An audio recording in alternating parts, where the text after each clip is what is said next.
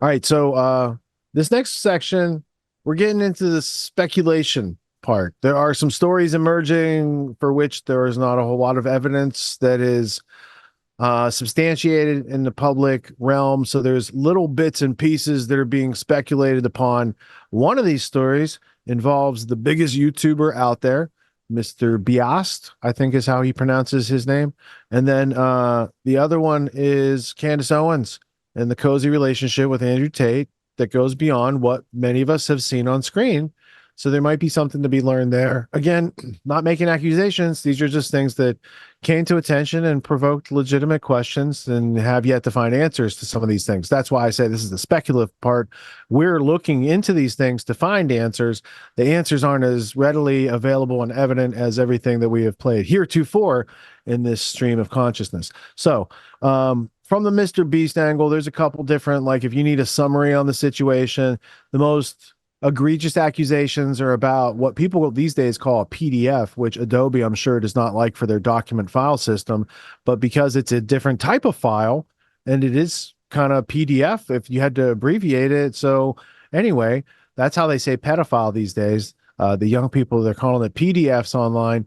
And so the PDF that worked with MrBeast on his productions, that's awful. But was that the only thing that was going on? Like, was it an isolated incident and that thing happened? Or is his entire system created on using psychological warfare, behavioral, Skinnerian, operant conditioning, these sort of things that I would never teach adults to use in a situation with other adults, let alone have adults using them on a target demographic under 18, right? Like, it's unethical for adults to use these things. It's very unethical for people who are like from the billionaire funding class targeting a large demographic through the use of YouTube, with YouTube sanctioning it and saying, great job, right? Those types of, so there's a whole MrBeast iceberg. And so from like the trivial things, the so-called trivial things, like just targeting a young audience with psychological warfare, all the way down through the sexual abuse and the history of that, it's a big deal. So I don't want to treat it trivially, but also there's a lot of accusations that are made that are unsubstantiated. There's a lot of people getting a lot of clicks. Some of them are taking money for it. Other people, like Dogpile 404, not taking money through the clicks, apparently monetized some other way, probably. We have yet to see. So it's a fog of war situation, not making judgments, not making accusations. We are merely just going as a research group to look through some of these clips and, weigh the evidence, because the evidence continues to change week to week anyway. So we're just going to weigh it for this week. So, MrBeast, hush money bombshell, viewers demand apology. Yeah, that's not going to work or happen. And then the second one is, what's really going on with Candace Owens and Andrew Tate? And then if we have questions out of these two, there's a couple sub videos that we could get into more evidence on these topics. But let's just unfold the first one. It comes from Jeremy at the quartering. Let's learn a little bit about MrBeast hush money. Hush money. Terrible news for MrBeast, including some very questionable claims of massive payouts, cover-ups, and all sorts of things like that. It's absolutely just brutal to watch. And by the way, leave a like on the video if you also know what I'm about to say. All he had to do, all MrBeast, by the way, the biggest YouTuber on the planet, okay, the biggest content creator on the planet, all he had to do was say, yo, this guy did some bad stuff and I fired him. Instead of saying that, he decided to double and triple down on protecting them because, in my opinion, they were a member of a particular community. Because, in my opinion, he was a member of a particular community, MrBeast's entire media empire is now facing massive levels of scrutiny. Before we get into the rest of that, just a super quick word from this video's sponsor. Do you get stressed because your monthly income just doesn't cover the bills anymore? 888-879. Now, I don't know, because I don't have a time machine, if he had come out and said, hey, this individual employee of mine did some bad things and I disavow, how the left would have responded to that, because this individual is trans, he has biological male has decided that he wanted to be a biological, or he wanted to be a female, and he abandoned his son. Many people say anyway. Many people have given that criticism. And instead of just saying, hey, look, I don't support this individual sending these messages, he tried to cover. And now it's turned into perhaps the biggest media firestorm in history. MrBeast released a new video. It's currently #1 on trending. It's hard to deny that. It also, according to the YouTube dislike extension, has 1.2 million dislikes. This is the most disliked MrBeast video, I believe, in history. It hasn't yet started, or it's only been a little bit of time. So if we go back to this video, it has 2.4 million dislikes. So we're going to see if it can, pass that. Again, all he had to do was come out and say, I disavow this guy's behavior. I fired him and I'm sorry. But instead, he was worried about the woke left canceling him because that individual who happened to do bad things also happened to be trans. So he didn't want to do that. He never came out and said, hey, actually, this is probably bad. I don't support this. I don't think we should, instead of just simply disavowing and moving on, MrBeast said, hey, I think I'm going to get woke and get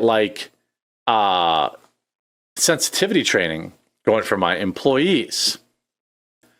Former MrBeast employee claims that he turned down a nearly $200,000 payment and apology. Dumb. He should have taken the money.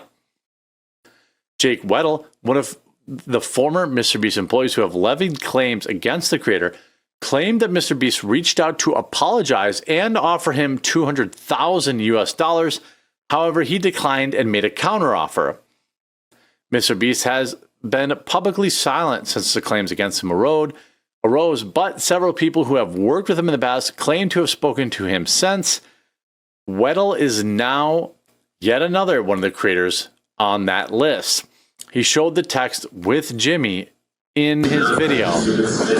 It says, hey, Jake, I'm an employee at MrBeast, and I just overheard James talking about your interview. He's really upset and plans to take action to control the narrative. And there's talks about a PR spinning this, and they might reach out to you, but it doesn't sound like they're coming in with good intentions. Just wanted to give you a heads up. So apparently in this, there are various, replies to it. Talking about what are our options. I mean, I don't know. I wouldn't be spending this amount of money, at all. I wouldn't be turning it down either. Probably 200 grand cash is a lot of money. Quote, hey, I wanted to reach out and say, I didn't mean to cause you mental stress with that video. This is an original creator that came out and said, hey, we're going to do like the solitary confinement thing. It didn't go well. So MrBeast said, clearly it had an effect on you. You mentioned you'd like to be paid out the rest of the prize money, the other $190,000, and I'd love to make things right with you. I have zero expectations of you mentioning me sending this money or taking down any videos. This is just me wanting to help out and make sure you're good. This was followed by MrBeast asking about his banking information to see where he could send the cash. However, Weddle claimed that he declined the full $190,000. Well, Weddle's an idiot. Weddle's an idiot. He should have taken the money. Sorry, dude. Whatever internet clout you're going to get off the internet, off making YouTube videos, quote unquote, exposing MrBeast, is far less than taking 200 grand. Especially after he said, hey, I don't have any expectations of you taking down videos, and I don't, you should have taken the money. And I promise you, in 6 months, he will agree with me. I just know. The personal apology, the person-to-person thing, there were no lawyers around. There was no camera in face. I respected that.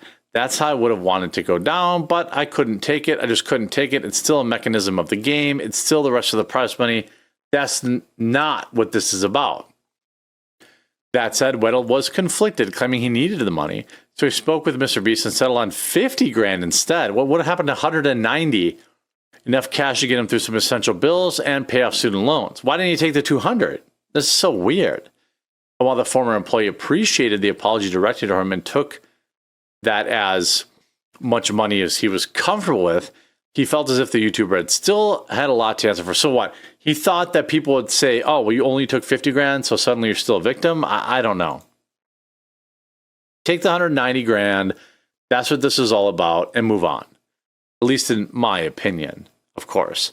But you know what? Jake Weddle is still getting 500,000 views per video. Hey, Jake, I work at MrBeast. So he's still getting, 500,000. But at some point, he has to look at the long term of this and think, am I going to make 200 grand?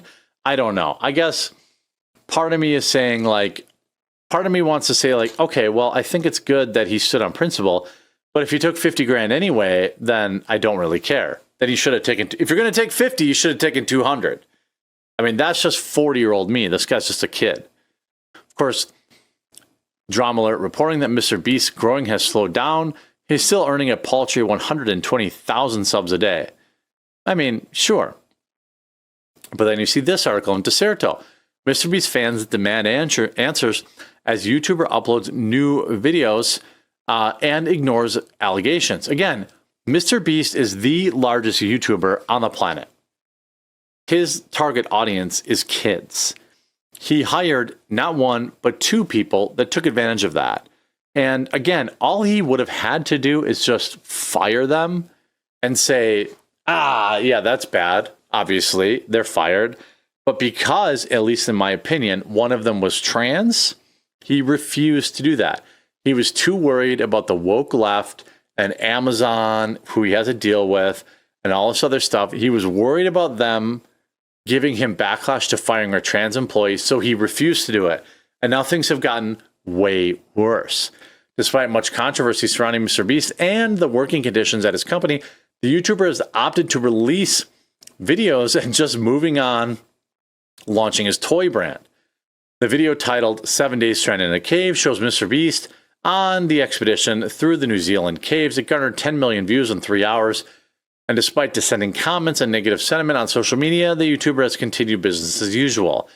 The latest video doesn't address or even acknowledge the controversy. By the way, if MrBeast were to pay me, I know that there's some duality here, as Kamala Harris would say. If MrBeast asked me, Jeremy, the quartering, what do? I would absolutely advise him to do exactly what he's doing.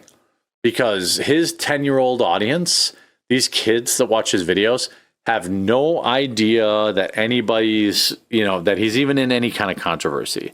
In fact, when you watch on the YouTube, the YouTube Kids app, you can't even see comments. So everyone who is young, who's watching that kind of stuff, they don't even know that there's a controversy. So evil Jeremy, if MrBeast was like, hey, I'm going to pay you X dollars for your, I would say don't acknowledge it. Because if he uploads a video to his main, then everybody's going to know about it. He literally can't. Now he can do a tweet, or he could do a live stream, or he could, but if he uploads a standalone video where he's like, yikes, I did all these things are bad, it would be very, very, very bad. And a lot of the pushback that he's getting, or backlash, is a lot of stupid, worthless stuff. It's not even that big of a controversy. Just fire the individual who happens to be trans but acted poorly, and fire the other guy that you hired who was on quote unquote the list. Because now you're starting to see people are getting a little tired of the grifting. Internet anarchist writes, Jake, I don't want an apology from MrBeast. I don't want any MrBeast money. I want blah, blah, blah, blah. 1 week later, Jake, I accepted $50,000 from MrBeast. And again, I'll tell you right now, stupid, should have accepted 190K if that's what it was. Dumb. If you're going to grift off it, cash out. Right? Here, this article from 2 days ago, MrBeast is in and over his head. I mean, this isn't going to stop. Chris Tyson, MrBeast's creepy coworker, now apparently there's emails that have come out from their lawyer. Why the F has no one reached out to me? Why is your law firm trying to scare me into thinking we set forth new post-employment obligations in our transition agreement? This is absolute BS. have as many lawyers look at the evidence as you want. They're all going. See here. This is from Chris. Hello, I was informed the MrBeast HR team was investigating regarding my report was completed. Now they're being reviewed, blah, blah, blah. Jess, a second firm is reviewing the information you shared with the company. I mean, like, they're trying to use lawfare and push back and just keep everything as, contained as possible. And it's working. To be honest with you, it's working. YouTubers like me are covering it and saying, hey, this is nonsense. This is crazy. But he's still getting huge views. I mean, like, I look at this, I'm like, oh, 117,000 views. That's cool. Oh, wait, it was 117 million. This video had 225 million. This last week's video had 156 million. This video already has 50 million in a day, so it's going to have 125 million. So, ultimately, we don't know what was attached to the $190,000 offer. We don't know that. So maybe there was like, oh, take the 190, and then if you do, then we'll allow you to, then you have to say you lied, or we don't know what was attached to the 190. But we do know he took 50, and it just makes him look a little bit off. I say get your money, but I also say YouTube, if YouTube doesn't act, which I don't think they will, MrBeast is going to be fine. So we're going to just have to see how this plays out. It doesn't look good for MrBeast, but the people who watch his videos don't seem to be educated on all the controversies. It'll be interesting. Let me know. You think MrBeast is done, or you think this is just much ado about nothing?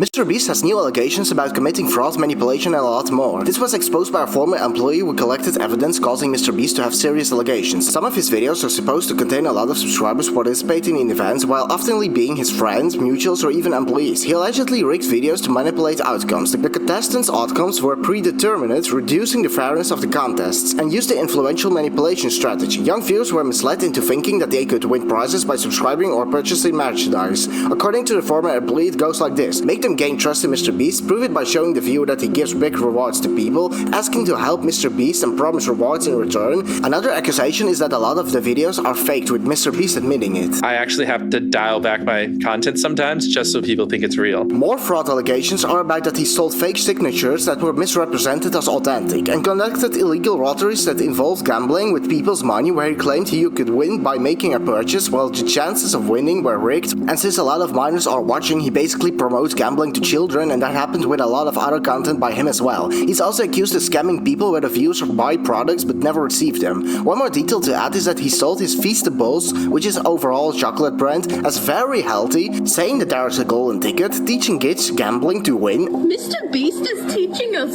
gambling? And with a very famous YouTuber ending up winning, which is very shady. There, I saved you a minute. Tag me later.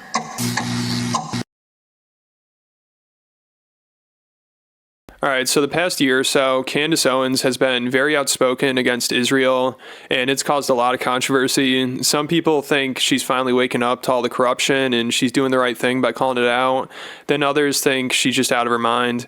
And some people are even reporting her and asking why she isn't banned on YouTube or Twitter, which I think is kind of ridiculous. I mean, if you're pro free speech, I think you should let her say whatever she wants, as long as she's not inciting violence or anything like that. But obviously she hasn't done that. So if you disagree with her, I think the best option is just to respond and try to correct her or debate her. And personally, I really don't know much about the Middle East and Israel, so I couldn't tell you what she's right or wrong about, and I don't really care enough to defend or support her.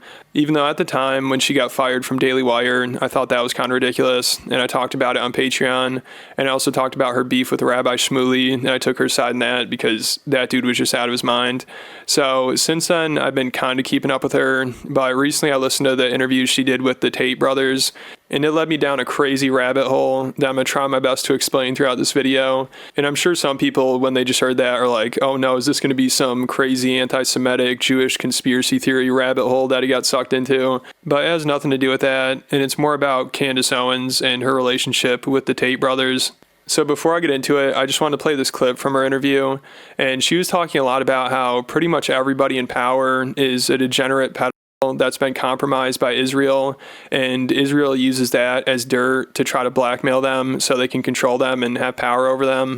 But I just didn't like how many times I kept finding in the history of Israel and in the president of Israel defense for pedophiles. It just didn't work for me. Like, that Zionists were so hardcore about Israel, were defending pedophilia. And when you can then trace that, and it's funny you talk about the streets, these were people that were weapons dealers and drug dealers that then started Hollywood, right? They started Hollywood. Charlie Chaplin, who was under one of their thumbs. And we know that a lot of these people in our government are being blackmailed. I wonder why. I personally want to hear my conspiracy theorist. I think pornography websites are basically, they're able to figure out what your demented interests are. So these people, they're making you more and more perverse, more and more perverse. Suddenly you're watching some weird stuff, and then they got you watching some 12-year-old girl, whatever it is. Boom, you're under their control. And I think this is what Jeffrey Epstein, all of this stuff is about, getting men who would be in positions of power to acquiesce to some pornography, and then they're under their control. I really believe that, of the most extreme form of blackmail, which is if we know that you have engaged in pedophilia, that you've been involved in any of these weird sexual scenarios, we can control you in office. So when I heard Candace talking about all this, I just thought it was kind of ironic she'd be saying all this to Andrew Tate, of all people. I'm like, why does she have him on her podcast? Why would she want to be friends with him? I mean, she's talking about how bad adult content is and how the people that produce it use it to get people into some sick stuff, which eventually leads to them doing something with a child or doing something illegal. And then they use that as blackmail to control them. And I was just thinking, okay, if that theory is true, couldn't we apply that to Andrew Tate, who's known for making pornography? I mean, that's how he made all his money. And some of his old tweets, back around 2019, 2020, this guy was completely unhinged. He would tweet stuff like, I made corn, I made so much of it, I made millions. You consume it, I am God, you are a loser. He'd also say, I super hope everybody gets addicted to it and it ruins everybody's lives. I hope everybody suffers. I don't want to help at all. Keep watching the cam girls. I want more money. I hope you're miserable and unhappy. And people keep telling me making it is bad, it's a sin, haram, what you're doing is illegal. Maybe, I don't care. I will F your Christian and Muslim girls in one of my supercars and in one of my mansions. Then I put them on a webcam. Keep your legality, God, Allah. You're broke, sad, lonely, and dumb. So I was thinking, why would Candace want to be around somebody like this? I mean, even if these tweets are 4 or 5 years ago, if you're going to be calling everybody degenerates and try to call out how bad adult content is and everything, doing it with Andrew and Tristan Tate probably isn't the best idea. But then I started to put the pieces together, and I realized Candace actually met Tate around this time, when he's putting out tweets like this is when they first met.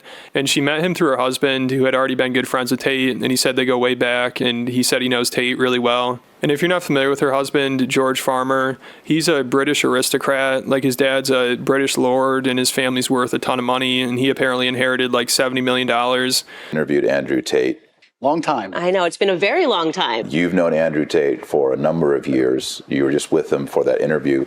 Yeah, I've known Andrew for many, many years. I've known Andrew since before Andrew was Andrew. Mm-hmm. You know what I mean? I've known Andrew since before he was famous, I guess.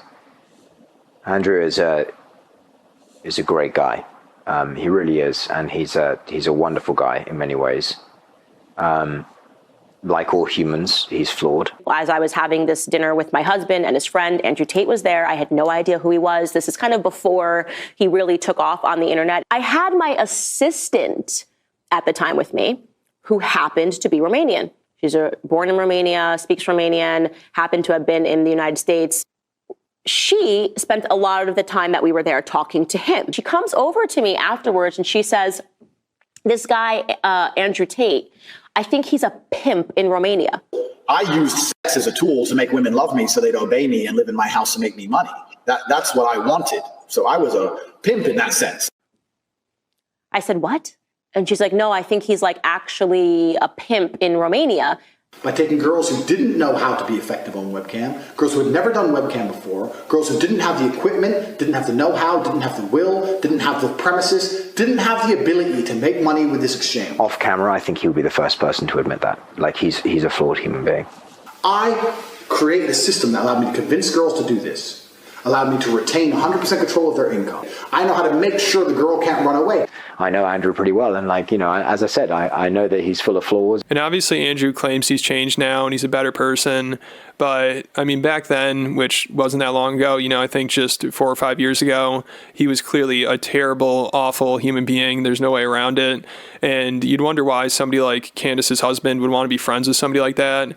And I'm not saying this is the reason, but one time on Twitter, Andrew explained why people really wanted to be friends with him. And he said, everybody wants to be friends with the pimp. Doubt me? Epstein had access to pussy. Look at his friends list. It's basic human psychology. I have the assets every man who's not a hater wishes they had, and the next best thing to being me is knowing me. And if you remember when Tate first got arrested, everybody started comparing him to Epstein. And you would think, it's just people that hate him. Of course, they're going to do that. But it was actually people on the right that were making that comparison to try to defend him, kind of. People are like, Andrew Tate got arrested before any of Epstein's clients. Let that sink in. And whether Andrew Tate is guilty or not, they skip the entire Epstein client list because he's their enemy and the people on that list aren't. And the media is distracting us with Andrew Tate, so a lawsuit against JP Morgan for aiding Epstein's trafficking can fly under the radar.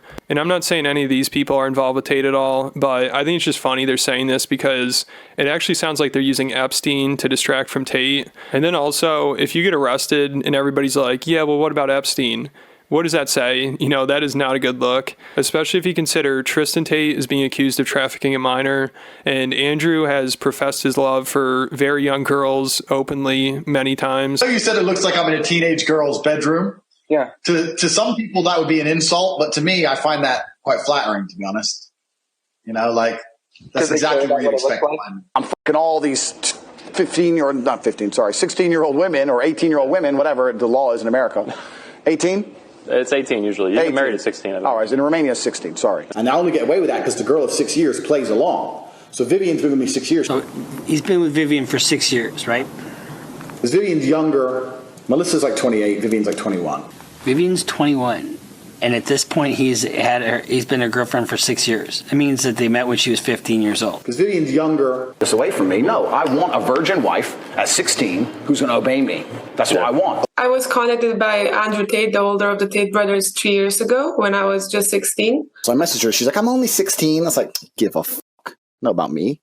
21, I don't care. And before I go any further, I've been getting a lot of these clips and tweets that I'm using in this video from Murdered by Crayons and Milk Bar TV on Twitter. They cover a lot of the Tate stuff and they do a good job. So if you want to keep up with that, make sure you check them out. So going back to Candace's theory in the beginning about how people who produce adult content want you to keep getting into weirder and weirder stuff. So eventually you're doing something illegal. And if they have that dirt on you, then they own you. You're under their thumb and they basically have control over you. So I don't know why you couldn't apply that theory to Andrew Tate, who's known for making adult content, who's compared himself to Jeffrey Epstein, who is obsessed with money, power, and influence, and has had access to some high-profile people like Candace's husband.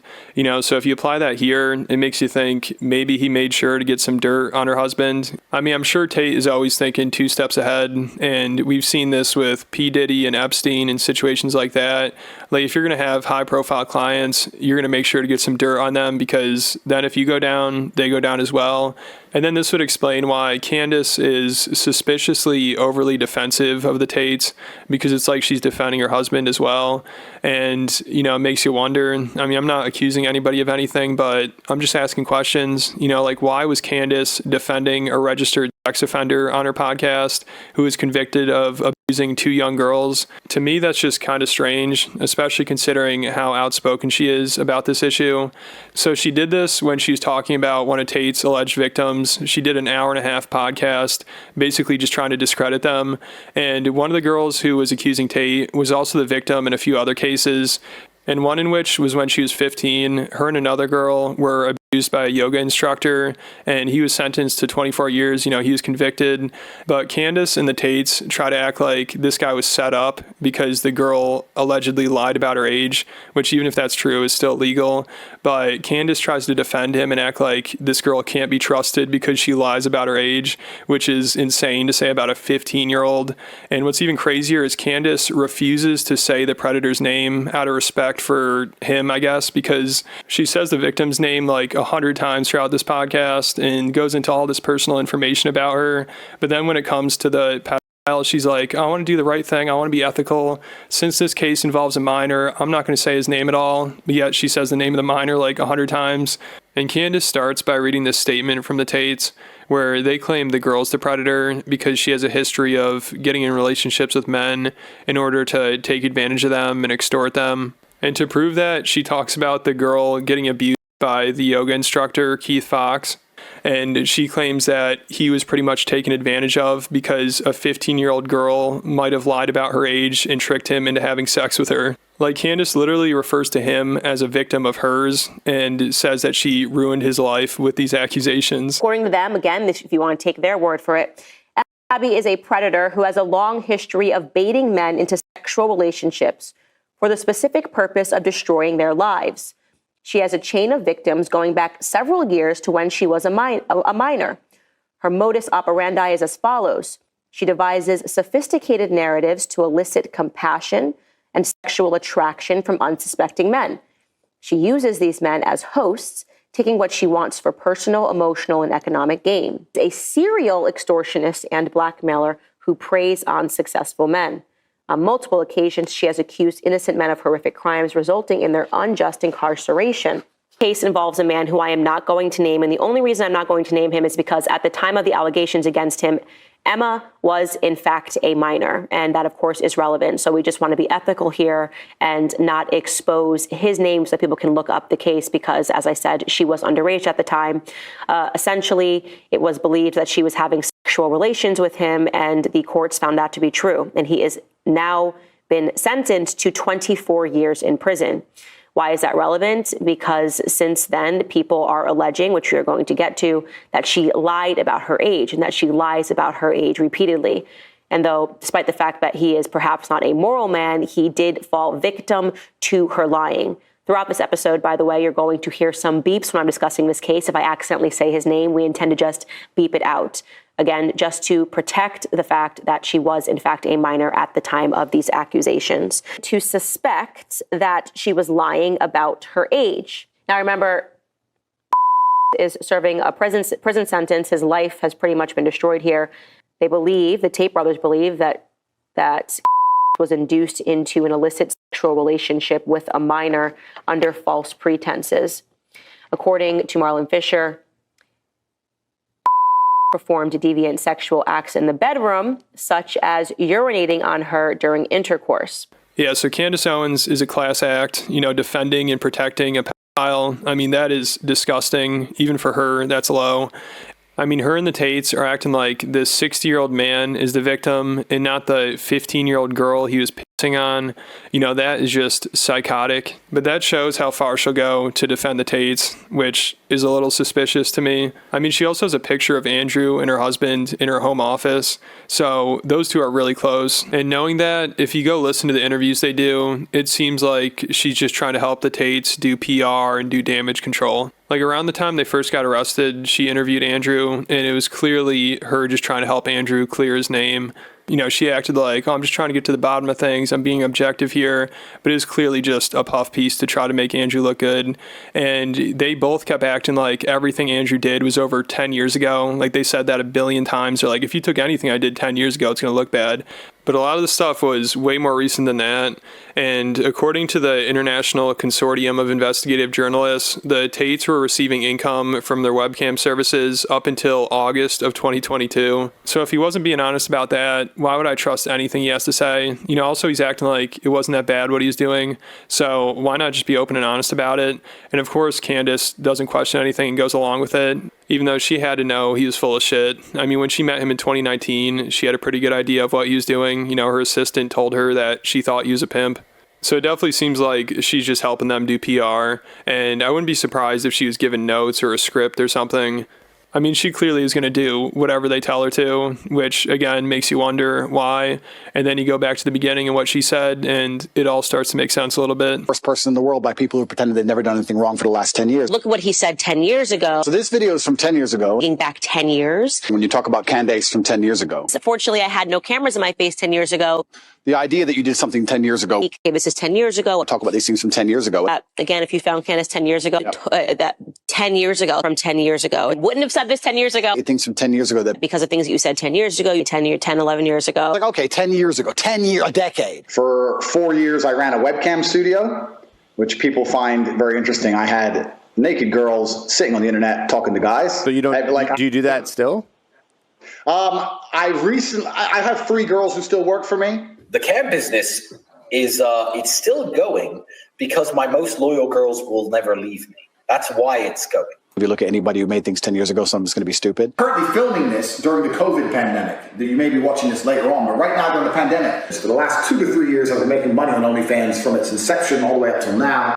Those old clips, my webcam company, things that happened 10 years ago. Yeah, so Candace and Andrew both know they're lying about this, but of course they're doing it because they need to downplay it since it looks terrible.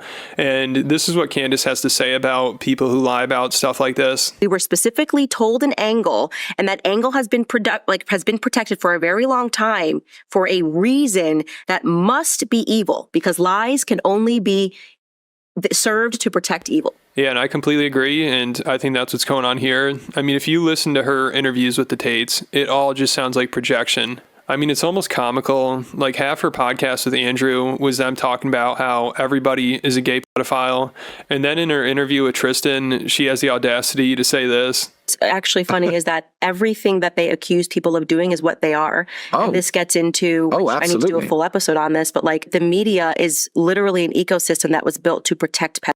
Yes. Right. And I mean, this is unbelievable. Like, she's literally explaining what she's doing. You know, people obviously wouldn't consider her part of the media or like mainstream media, but she works in media for sure. And what is she doing, or what did she do in that clip I played earlier? She was literally trying to protect a pedophile by censoring his name and trying to make him seem like the victim. So she is just projecting like crazy. I mean, go listen to those interviews after you watch this video. Like, also she's talking about how everybody's gay. Like, everybody to her is a gay pedophile. And again, that seems like something she's projecting, because when I was looking into her husband, I heard quite a few rumors. He was allegedly a closeted homosexual, and he was actually accused of essaying a former Breitbart editor. And when the editor brought this up, Candace blocked him. And Candace once said, most people that lie for a living block people that expose them. So again, you can apply what she's saying to herself. And then also somebody asked this guy who accused her husband, they said, why would Candace marry somebody who's pretending? It doesn't seem like her. And he said, yes, I wonder why a perennial grifter, Candace Owens, would want to marry into the family of a wealthy British lord. Very difficult to figure out. Yeah, and also her and her husband got engaged after only 17 days of knowing each other. And when he was describing it, he said nothing romantic was even said before they got engaged. It was very difficult to describe. Nothing romantic was said, you know, between that day and the day that we got engaged. Nothing romantic was said at all. You know, there was no overtures. Like, we didn't go for dinner. Like, we didn't take it.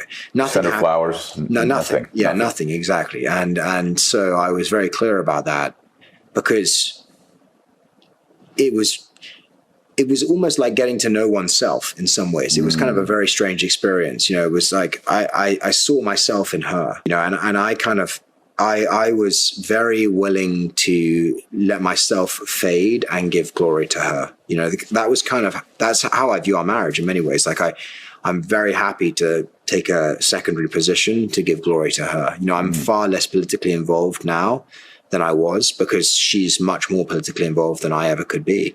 Yeah, so I think he's probably pulling some of the strings behind the scenes. Like, also, if you remember, he was the CEO of Parler, you know, that failed social media app. I don't know if it's even around anymore, but he was trying to pawn it off onto Kanye West, of course. I mean, Kanye is the easiest person ever to take advantage of. It's kind of sad. I mean, just look at the people around him. And also, if you look into what his dentist is currently doing to him, that's a crazy story. But thankfully, his Parler deal fell through. But when it was first announced, everybody's like, damn, Kanye's got to be the easiest celebrity to manipulate. And Candace Owens just ripped some money out of Ye's pocket. And George Farmer's out here laughing his way way to the bank, having pawned off the dumbest investment ever on a highly suggestible, mentally ill man, and Candace finessed Kanye. So a lot of people felt like they're ripping him off. And if you remember, even Joe Rogan recognized Candace Owens was a grifter after only one podcast. That's all it took. And he's surrounded by grifters, so you don't have to be the best at it to trick him, but Candace couldn't even last one podcast. And now with this Tate stuff, she's really exposing herself. I think she just got way in over her head with this. And it seems like she might have surrounded herself with gay pedophiles and is now kind of losing it. I mean, go listen to her podcast with Andrew. The whole time they're ranting about how everybody's a homosexual. And again, that seems like projection, because are we really supposed to believe that Andrew Tate isn't a deeply closeted homosexual? I mean, if you look into it, it's pretty obvious. Not that there's anything wrong with that, but there's plenty of evidence. First of all, for his business, he had a sex guys, which I guess he's doing for money, but either way, I mean, you can call me old-fashioned, but in my opinion, that seems kind of gay. And then also, I'm just going to read some quotes from him and try to tell me this isn't somebody coping with the fact that they're a homosexual. He said, "Any man who has sex with a woman because it feels good is gay. And kissing a woman is actually a sign of homosexuality." And then also during the Candace Owens interview, he said he sits around thinking about grabbing gay guys by the neck. And then also, just listen to him describe here how much he hates having sex with women. "I don't give a shit about having sex with beautiful women. I f them so they listen to me, so I can get what I actually want, which is not them. I have met beautiful women with a good personality and thought, she will make me money. I have to f this bitch. I don't want to have sex with her. I just need the money." If you have no chance of having a child from the sex, that's as gay as sex can be. Now, not many people know you can have gay sex with a woman. Yeah, so it sounds like he's not enjoying having sex with these women. And he's also saying it's just a way for him to get what he wants.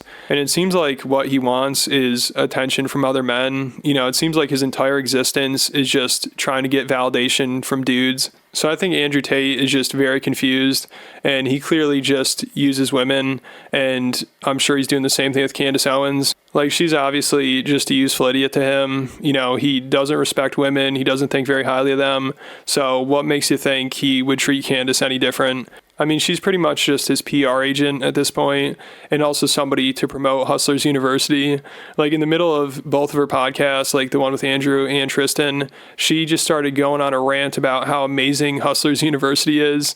I mean, she spent like 6 or 7 minutes promoting it and talking about how great it is, which was hilarious. And it sounded like she's doing a sales pitch. She's like, why go to college and spend 6 figures when Hustlers University is only $49.99 and you can learn so much more, and I'm not like saying college is the best option for everybody, but to try to shill Hustlers University and act like that's something legit is just embarrassing. And again, like everything else she's been doing for the Tates, it makes you wonder, why would she want to do this? I had not even realized how successful Hustler University was. It's a full disruption to traditional education system that most kids can afford and don't need to go into. We played that clip last week. And if you don't have a plan, I mean, $49. There's 18 strategies. Even if it just takes away your own excuses to do something, don't throw the baby out with the bathwater. Look at the message, not just the messenger. But that Tate information is about to get worse, because LD slid me this through the tweetage over here in the DM.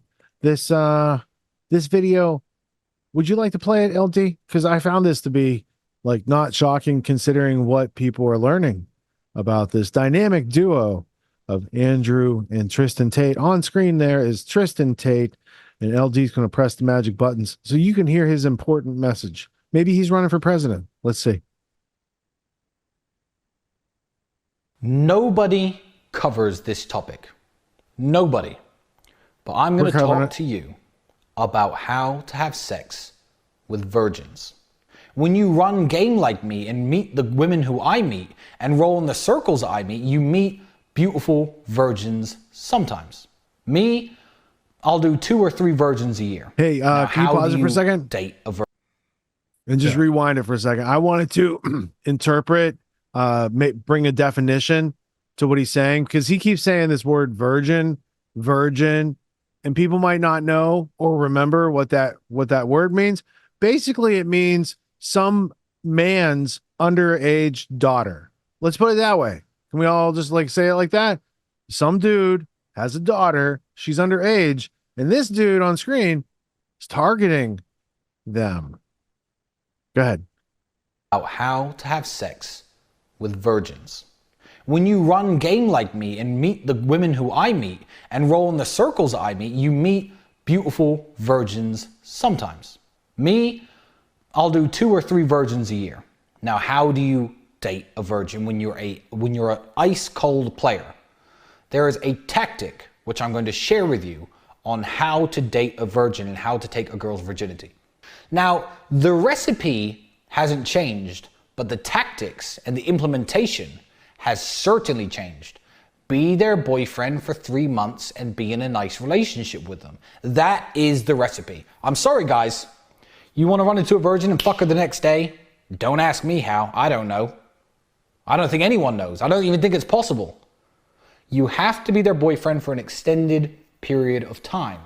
You then have to take her virginity on the 2nd month anniversary or something along those lines, and I'm going to teach you how to do it.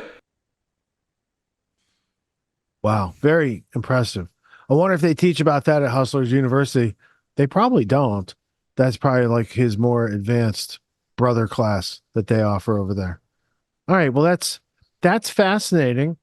And we have to pull the layer of the onion one more layer back. We heard about the ongoings of MrBeast. That's Jimmy Donaldson. And we just heard the illustrations by Andrew and Tristan Tate, both in their own way. Let's go a step deeper on each of these topics. We're going to go first to just part of a longer video. We're going to go to a short part of it. It's by someone you've seen here probably since Trump got shot. That Surprise Witness TV. And there was an analysis on MrBeast's cousin, the cousin Jimmy, and what you're going to find out about the relation to the, a franchise of restaurants and all sorts of other things that are kind of kept off the MrBeast radar. There's some substantial parts there. The part that I want to hope that is in actually this clip is the part about Jimmy's internal MrBeast documents targeting with psychological warfare his underage audience, because there is an overlap between these stories, and I think it becomes clear through watching the clips. The second clip's going to come from Jesse on Fire. It is opining upon the Andrew Tate newly recirculating pieces of evidence that have been out there for a while. So we're going to go through these 2 clips. We're going to go just a little bit deeper on each of these stories, because they do get more interesting and substantial as you get into them. And then we will be back to wrap up all the irony after this. Hello, everybody. Who is MrBeast's mysterious cousin, James Warren? Let's investigate. I first heard about James Warren whenever I was reading this Time magazine article. Title right now is In the Belly of MrBeast, but I do think it's been titled different stuff, maybe. So this is the article right here. It comes with a video too. The video is on YouTube. Y'all can watch it if you want to, but this article is the one that accompanies the Time magazine cover. You may have seen it. This one right here. I'm going to turn on reader view because I can't stand these ads popping up on me. So this is the first time I ever heard James Warren in connection with the MrBeast story, and it is the James Warren, now his CEO. It happens in the paragraph where they're talking about the come up, the early days of the MrBeast verse. And this is around the time that MrBeast, Jimmy Donaldson, had started to actually go viral. He had, I think, already done his counting to 100,000 viral video, and they're talking about him getting a manager, and that is the guy from Night Media, Reed Dukeshire. I don't know how to say that last name. I keep saying it wrong. I'm not doing it on purpose. I don't know how to say it. But Reed is talking about how he used to sleep on a mattress in Jimmy's extra bedroom when he first moved into his house. But then just this one little throwaway sentence right here. It says another house guest was his cousin, that's Jimmy's cousin, James Warren, now his CEO. The paragraph goes on to say his mom has worked for him since 2017. Her role seems to be similar to her job as a warden at a military prison, keeping an eye on things. So her job at MrBeast Empire, at the Enterprises, is a prison warden-like role, according to Time magazine, and she's supposed to be keeping an eye on things. This is where we learned that Jimmy Donaldson, MrBeast, does not have access to any of his bank accounts, right? So this is the first time I saw anything about this James Warren guy, okay? The next place he came up was on this business filing with a company called Rubber Duck Company based in North Carolina. Let me pull up the Secretary of State's public website. Now, these are the filings for the Rubber Duck Company. As you can see, the very first one ever was in 2019. That would be February 2019. And it was dissolved administratively in 2023. Now, I did have occasion to look into these filings. Let me pull up my second camera real quick. I'll show you what I found. Okay, here is the filing for the Rubber Duck Company, LLC. This is the incorporation document. As you can see at the top, it was incorporated on February 22nd, 2019. That's when the filing happened. And that was signed by a guy named Kevin Syed. This is a public document. Okay, the next one is an annual report. As you can see, it is Rubber Duck Company. We do see that same Kevin Syed guy again, and then listed as an entertainment company. And then as we scroll down to the bottom, who signed it? Manager, James Warren. I've redacted this document. This is a public document, but I did redact it. The next one is an amendment. This is a statement of change of registered agent. And as you can see here, Rubber Duck Company, LLC, this one was filed in November 2020, and they changed the agent. And as you can see here, Jimmy's mom, Sue, signed the change of registered agent. And they changed it to this company called CT Corporation System. And just so y'all know, a registered agent is the registered agent for service of process. And that is whenever a company gets sued, who is going to receive the lawsuit paperwork? The registered agent. So they changed it from, in this case, it was that, I think it was that Syed guy or whatever, Kevin, and they changed it to this CT Corporation company. But we do see here, Sue is signing this time. Remember, the last time it was James Warren who signed. Okay, so I'm just showing y'all this to show you that James and Sue are both signing in the same capacity at this company for this Rubber Duck Company. Okay, the next year they file another annual report, and this time, 2021, we have again James signing again. This is in 2021. And then they don't file anything else. And at the beginning of last year, January 2023, they get this notice, and it would have gone to that agent for service of process. And it's just basically telling them if they don't file an annual report soon, which is required, then their company is going to get dissolved. It's going to be no longer be able to be active to do business in North Carolina.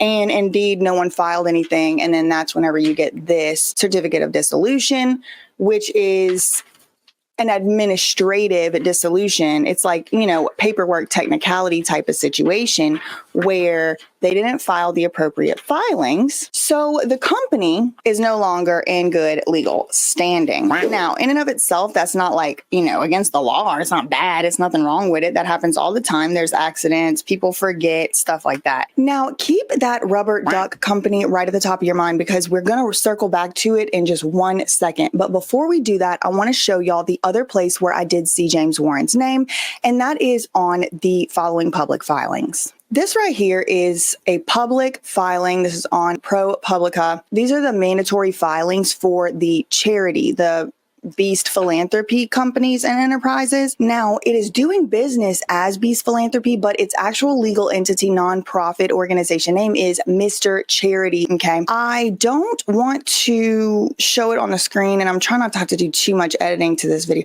I don't want to show it on the screen, so I'm not going to show all the addresses and stuff because I don't feel like redacting everybody's address and everything. But this is a public document. You can find it yourself. And I'll show y'all where James Warren does appear on this filing. Okay, here is the first place that James appears. This is on a schedule attached to those required filings.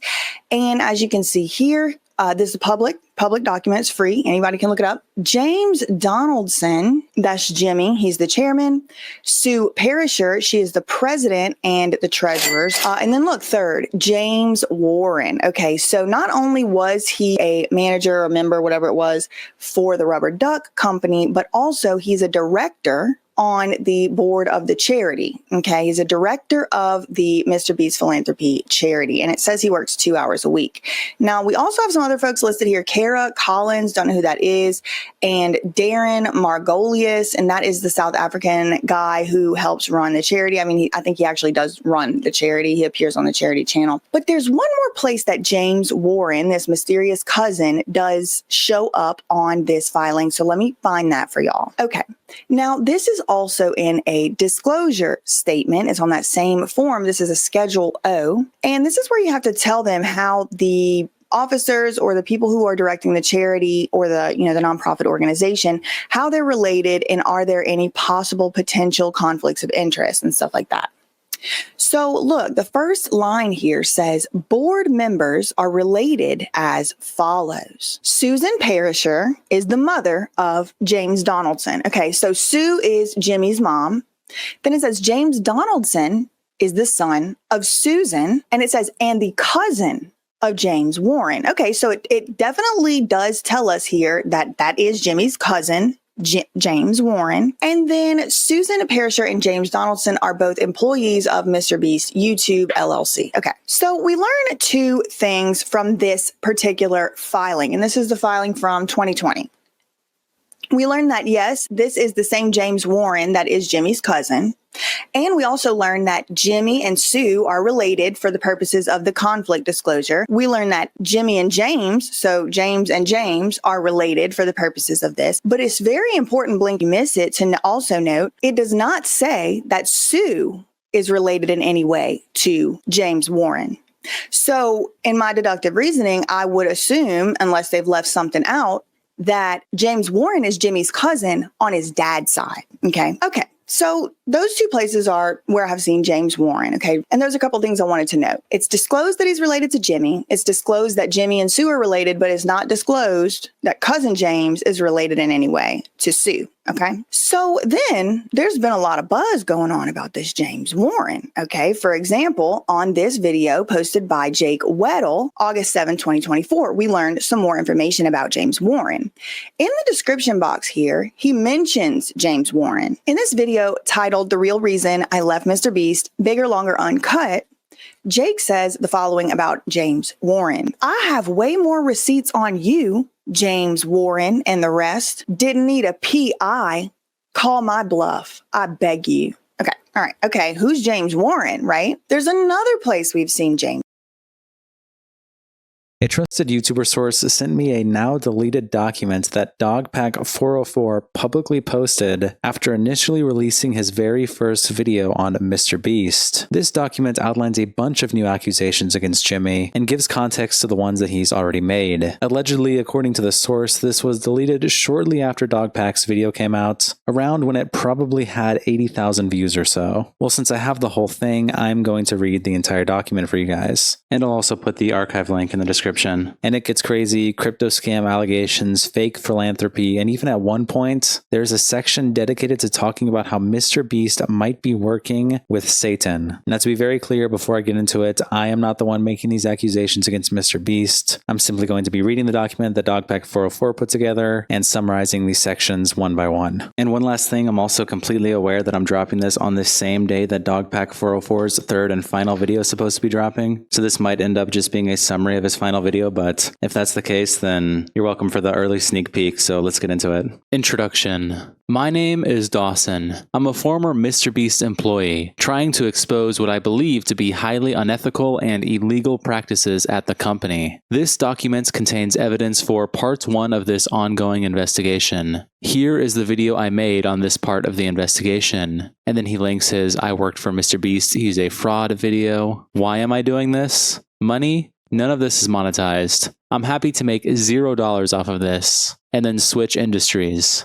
Actually, after being let go from MrBeast, I was immediately hired by one of Jimmy's friends at the same rate. I stopped working for him by choice on the 19th of July, 5 days ago at the time of writing. So I'm actually losing money to do this. Clout? I've been in this industry for 10 years. I started as an on-camera personality, but switched to being behind the scenes and have enjoyed that life more. I've worked with big influencers, but always avoided the camera like the plague. I have no active personal social media, so I don't think I'm motivated by clout. I'm not responding to DMs or inquiries from the media, opting instead for Reddit AMAs, since they aren't monetized and everything is permanent in writing. And then he attaches a link to his Reddit AMA he made on July 22nd, just about a month ago. There will be a link to this in the description if you want to read some of it yourself. The document continues, "My reason for doing this is that I believe MrBeast is a corrupt organization that is bad for humanity, despite their glowing public image. I've been consistent before I got hired that I believe children use YouTube as a form of play,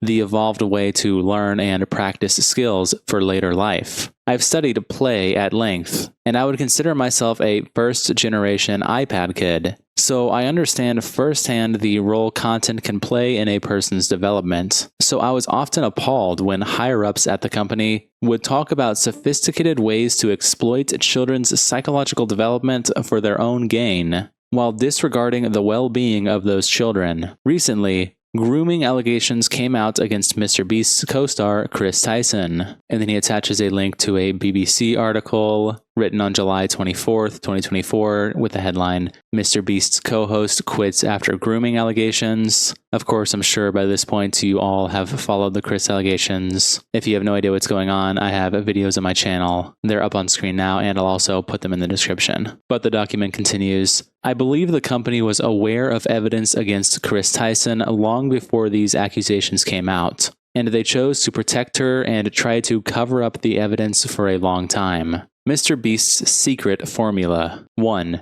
Condition the viewer to see MrBeast as a trusted authority. 2. Show the viewer that loyal followers are given big rewards by MrBeast. 3.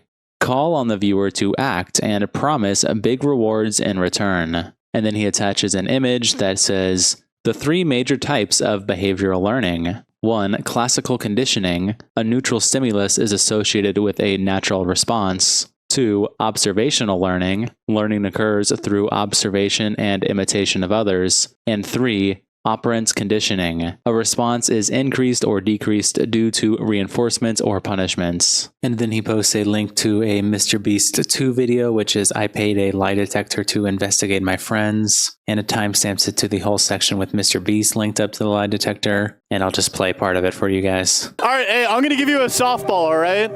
Have you ever faked a video? No.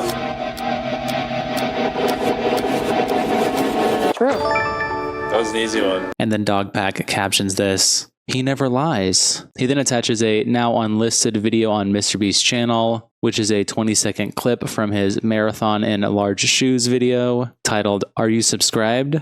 And I'll just play the video for you guys. You said you're subscribed to me? Yeah. Prove it. As you can see here, he is subscribed. Here's some money. Oh my God. Are you guys subscribed? No.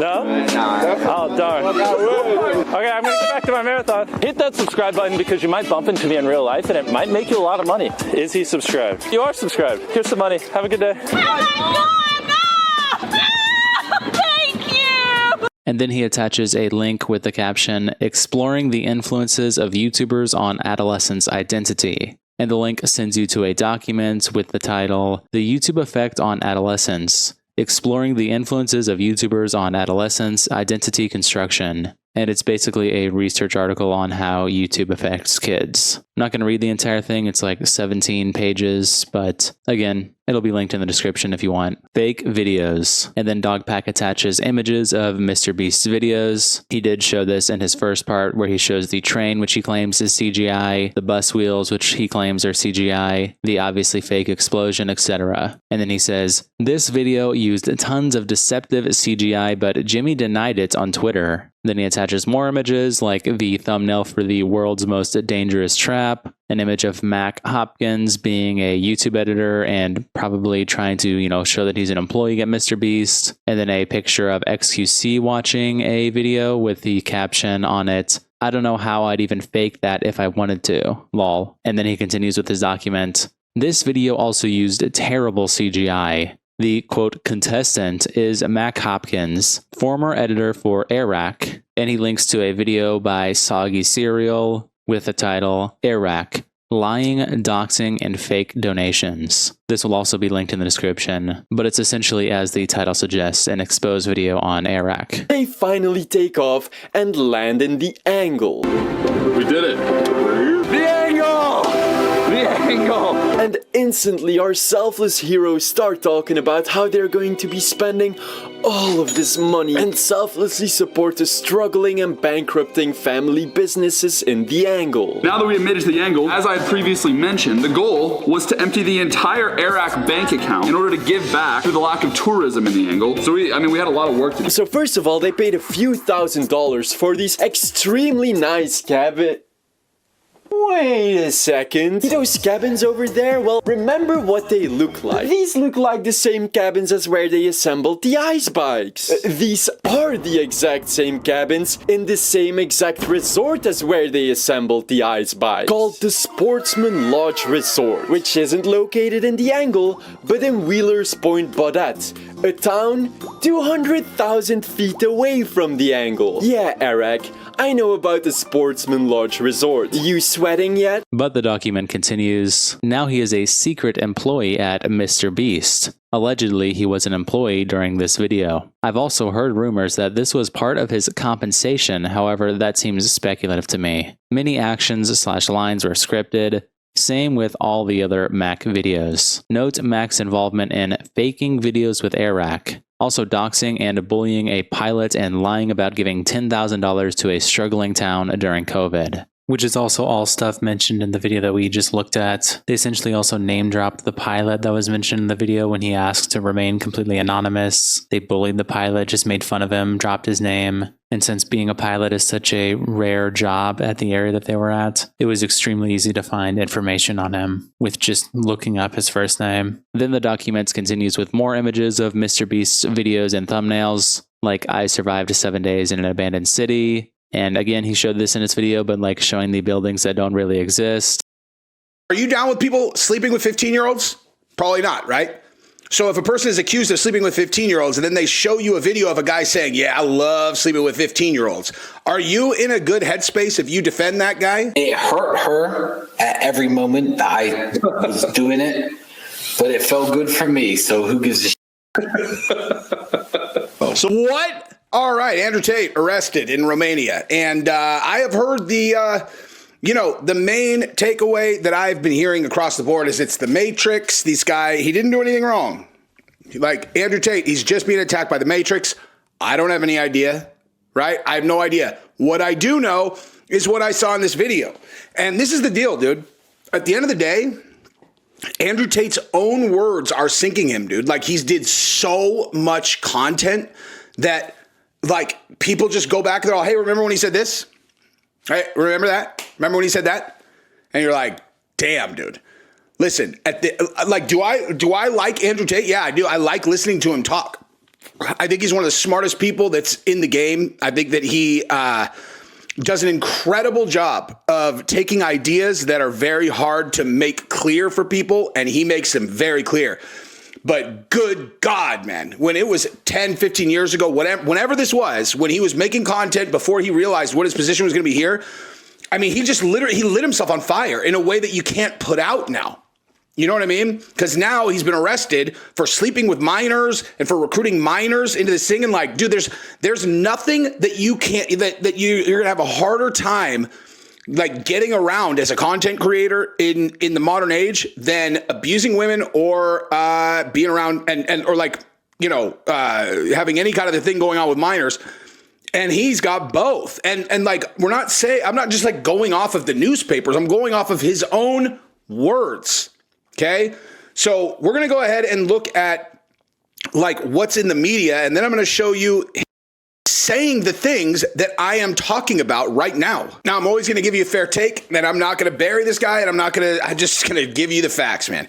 Now, go ahead and subscribe to the channel if you haven't yet, because as I was telling my last group of viewers on my last video, on content like this, if it's not directly in combat sports, you are not going to see it if you are not subscribed to my channel. That is just what it is now. That my analytics are crystal clear on that. So if you want to continue to see my stuff, make sure you're subscribed, because more and more that is becoming the case. And let's rock and roll. All right, Andrew Tate put under house arrest as new charges emerge. Okay, so the controversial, blah, blah, blah, blah. He and his brother Tristan appeared in court on Thursday afternoon. Tristan was placed under special judicial control. Prosecutors had asked the judge to remand the brothers in custody for 30 days while they continued a new investigation involving a total of 35 alleged victims, including a woman who was 15 at the time. In a statement, Romania's Agency Against Organized Crime had 6 people that had been detained in total. Romanians, yada, yada, yada. Okay, so you know, like exactly what happened before, right? These guys were in jail for like almost a year and they weren't even charged with anything. So yeah, you should be skeptical of anything that anyone puts in front of you about this. Again, the problem is that I'm going to show you videos of him bragging about exactly this, right? But here's what he said. He said, this is a setup. It's absolutely disgusting. 30 of those girls say we have done nothing wrong. 2 of their mothers, or 2 are mothers of our children. 2 have never even been here to Romania. Asked repeatedly by the BBC about allegations of a 15-year-old and trafficking underage, he walked away and refused to reply. Tate brothers have previously been charged with human trafficking, yada, yada, yada. So one of the foreign men is accused of forcing a 17-year-old citizen to perform acts in order to make online video content. He is said to have kept all of the $1.5 million in profit. The statement does not name him. The same man is accused of repeatedly having relations with a girl who was 15 years old when they met. After questioning, listen, man, bottom line, dude, they are going to get this guy in jail, man. They are trying hard. And you know, they already have it to where this guy is going to get extradited to the UK the second that the Romanian charges are done. I mean, like, we make fun of Diddy, like, not Diddy, like, I'm not comparing him to Diddy necessarily. I'm just saying that, like, we know Diddy's going to end up in jail. And it's like, that's what this appears to be. Like, they are going to get this dude in jail one way or the other, right? Like, they're still allocating resources to putting him in jail. All right, so let's look at what I'm talking about, which Abe and Preach have correctly titled self-snitching, okay? Now, let's watch this, and you guys tell me what you think. If you guys want to defend this, I want you to defend it in the comments. You tell me. Don't ask me. Just watch them talk. 2 girls have claimed Andrew Tate approached them on social media when they still attended school. PhD is a pimp and hose degree. So the recruitment process is you message them on Instagram. I was contacted by Andrew Tate, the older of the Tate brothers, 3 years ago when I was just 16. Daria was 16 when she says she received a private message on Instagram 2 years ago from Andrew Tate's account. It read simply, Romanian girl, followed by a strawberry emoji. What do you inbox the woman? I live in Bucharest, Romania, but it doesn't matter if I'm in London, Bucharest, Moscow, anywhere I am. I just say Bucharest ? Or Moscow ? Or London ? Sometimes, because like I said, intrigue, I'll put a completely pointless emoji on the end. Some cherries, or an orange, or a strawberry. I asked around to my other friends and my classmates who were also 15, 16 at the time. And a couple of them also told me they received messages. So I messaged her. She's like, I'm only 16. I was like, give a fuck. Not about me. It was a pretty well-known fact that he had kind of a network of young girls. You know what I mean? It's like, what the fuck would I read for you? If you've got a fit sister who's 16, maybe. Muslims have the best frame on earth. I want a virgin wife at 16 who's going to obey me. That's what I want. You know, you said it looks like I'm in a Bro. Again, father of 3 daughters. You know, I can't protect every girl on earth. What I can tell you is that if a video of a dude saying that came out and my daughter was like, and I had looked into the guy because my daughter's all, this is my new boyfriend. I'd be like, yeah, fucking right. That's your new boyfriend. That's your new boyfriend, assuming that guy wants a haircut. And by haircut, I mean remove his scalp from his skull. Me and that guy would have a real quick conversation. I'd be like, look, dude, I don't care what kind of game you're running, but the fucking game's over with my daughter. I mean, like, play it like jail, dude. You want easy prey? That is not what you bit off when you went after my daughter. This is the fucking opposite. Unless you want to put me in the ground. As long as I'm alive, you will fucking have a serious problem on your hands. You'll never know where it's going to come from. 16-year-old that's going to obey you? Fuck you. Teenage girl's bedroom. Yeah. To some people, that would be an insult, but to me, I find that quite flattering, to be honest. You know, like, that's exactly what you'd expect. I'm fucking all these 15-year-old. You know who one of the guys was? That was Candace Owens' husband. You know how Candace Owens always defended this guy? Yeah. It's because her husband's really good friends with this dude. So she's talking about he's such a good man. Yo, if they weren't buddy or part. He straight up just said, banging all these 15-year-olds. Okay? Banging all these 15-year-olds. Again, I have no problem saying this publicly because, you know, it's one of those things where, like, if I know there are a lot of people who are going to be like, hey, man, don't buy the whatever. You know, maybe I'll stay away from that topic on the channel, but go ahead and defend that, dude.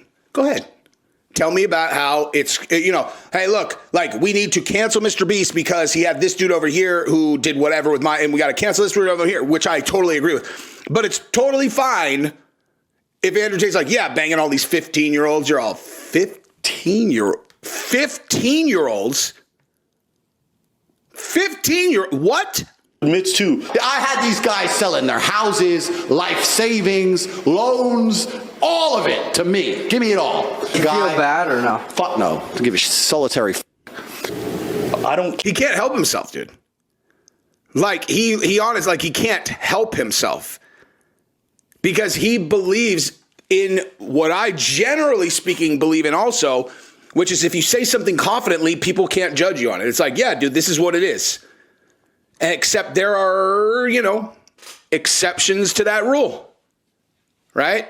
Banging teenagers being one of them, extracting money from lonely dudes at home who are, like, sad and desperate. And they're like, oh my God, someone actually loves me.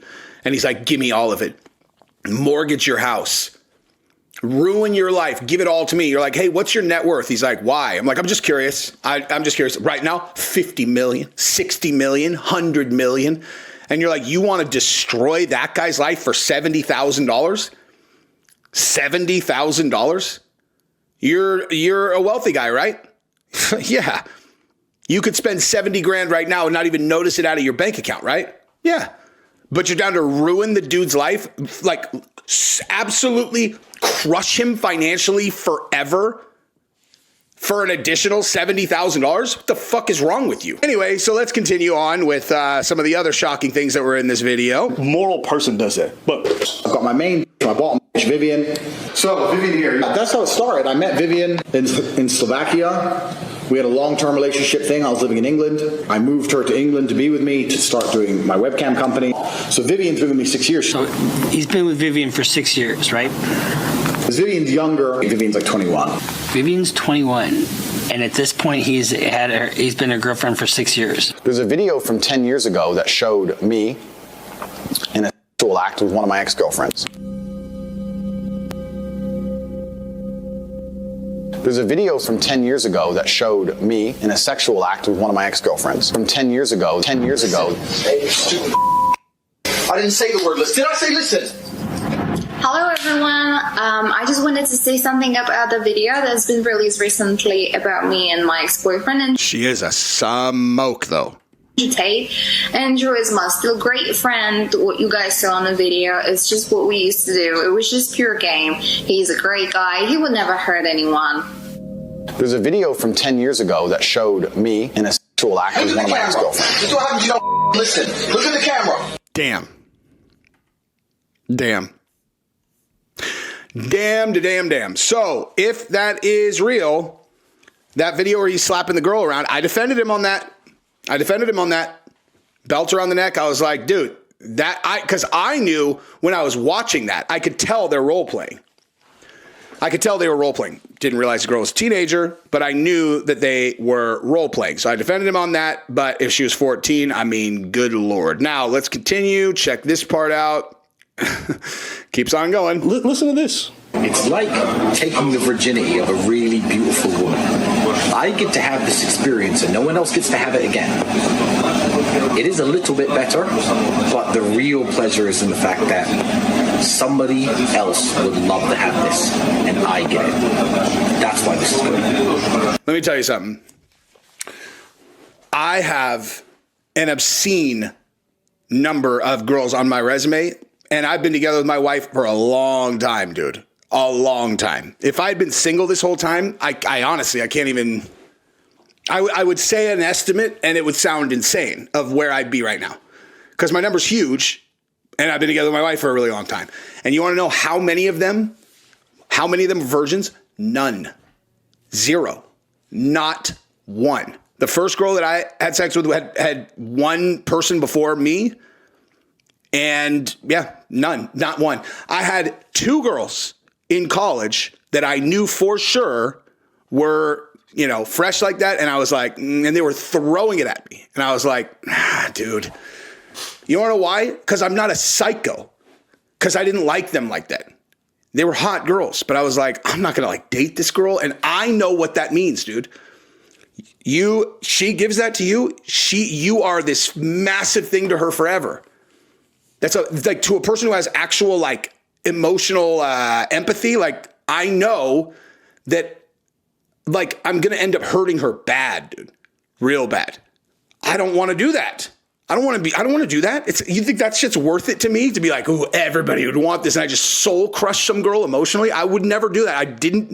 Many opportunities, did not take them. That's psychopathic to me. Straight up. That makes sense. I'll give you that. I agree with that. When you are in the true abundance mindset of you can have the pick of the crop, you can have the world's most attractive women. I mean, one of my main chicks has 200,000 Instagram followers, and I took her virginity when she was 17. It's an abundance mindset.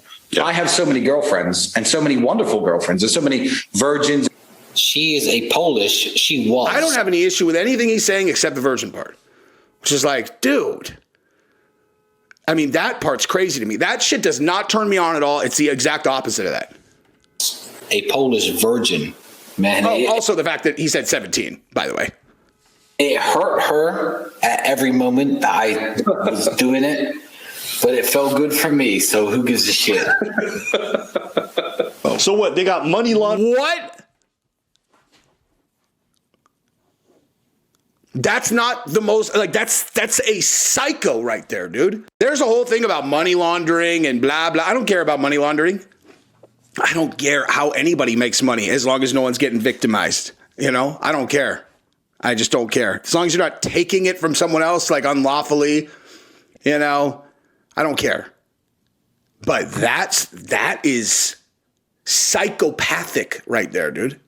I have nothing to add to that, actually. I'm just going to leave it at that. Nothing to add to that. Well, I think after watching that video, it's a lot easier to see what the persuasive element was that got Andrew Tate to convert from Christianity to Islam. 72 virgins. Oh, too soon. No, you nailed it. Good. Well, he nailed them. He just said that was him. Yeah, that's crazy, man. You know, it's really him and Tristan, both apparently fans of the virgins, not just named Mary. Yeah. That was quite the segment there.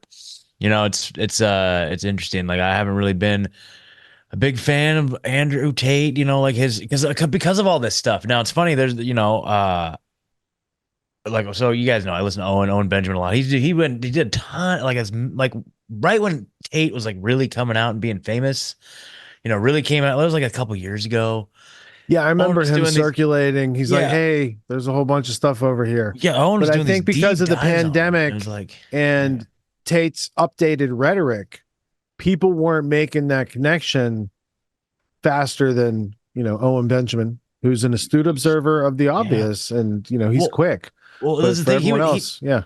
He did like a month, like deep diving. It was like every show for a month, he was just ripping them apart, and didn't even get to half of that stuff I've seen there. I don't even know if Owen's seen that stuff, because he's kind of like going easy on it. He's like, oh yeah, he's a man of God now and all this stuff. But some of that stuff is absolutely unforgivable. And so I don't think that's so I don't know, man. I hadn't heard any of that stuff. I was kind of shocked because, you know, part of me is like, okay, yeah, he's saying some good stuff against the New World Order, but it's like, now that I've seen that, I'm like, oh no, game over. So yeah, that's crazy, man. And then just like all of this, it's like it seems like this is all like the new Nickelodeon. Like MrBeast is like the new Nickelodeon or something like that. It's like, you just can't escape it. It's just insidious. Well, MrBeast, to close the loops, if you watch that surprise witness 40-minute video It's a good video because she's basically capturing her line of inquiry. She's got her notebook. She's, so it's like a, like a problem solving catch the criminal type episode. It's like, Quincy or who was the other one? Columbo. It's like a Columbo episode in these terms. So she tracks it down. Spoiler alert, that cousin Jimmy, that part of the family has 300 and some Hardee's franchise locations. So they have restaurants and real estate. And then MrBeast later, of course, works those into his videos where he drives through the Hardee's drive-through 1,000 times. That's like it is cousin's family, franchise. So there's a whole bunch of interesting aspects to that part. And then the other parts of Candace and her husband's relationship with Andrew Tate. And just I did think it was a little weird. Like people fall in love and love at first sight. But a lot of times after 14 days, when there's like a proposal, they've had coitus, they've had romantic moments, they've had like things that changed their life. And that's why they're getting like married and engaged, right? Because that spark, it didn't sound like from his part there's any sparking going on. So I don't know, is that some sort of newfangled arranged marriage? Didn't they take the other chick from the show and marry her from America into the royal family? I mean, that's almost as Anglo-American establishment as it gets in some cases, But on the other hand, if that dude ran Parler and they crushed his business, they meaning the deep state, maybe she's allied herself with a faction that has some power over there, but they're just not the deep state globalist power. They're more of a local principality that they could align with. I don't know. We'll see how these things work, because I'm sure we're going to find out as weeks go ahead, as we get up close to this election season and all the good things that come with it. I mean, it's been like attempted assassination season. They've stopped allegedly several more attempts on Trump's life since the July incident.